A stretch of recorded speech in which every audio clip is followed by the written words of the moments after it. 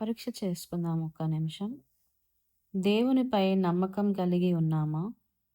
దేవుని మాటకి విధేయత చూపిస్తున్నామా?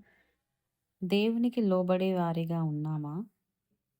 మన ప్రవర్తన దేవుని చిత్తానుసారంగా ఉందా? మన ఆలోచనలు, మన తలంపులు, మన నిర్ణయాలు దేవునికి అనుకూలంగా ఉన్నాయా? లేక విరుద్ధంగా ఉన్నాయా?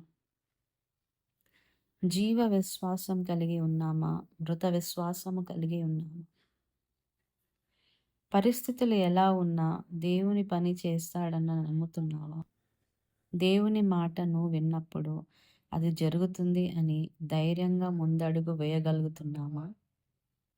మనం దేవుని నమ్ముతున్నామని చెప్పినా కానీ ఆ విశ్వాసానికి తగిన ప్రవర్తన లేకపోతే అది జీవం గల విశ్వాసము కాదు. అది మృత విశ్వాసము. నేను దేవునిపై నమ్మకం ఉంచుతున్నానా?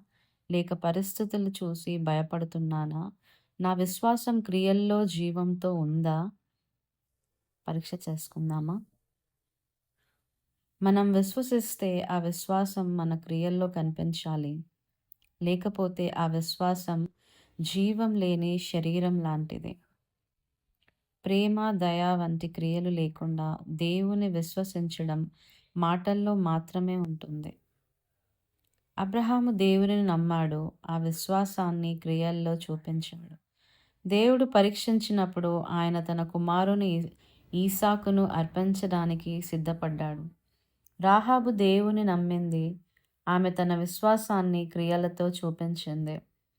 మనం కూడా విశ్వాసాన్ని క్రియల్లో చూపించేవారిగా ఉండాలని ప్రార్థన చేద్దాం.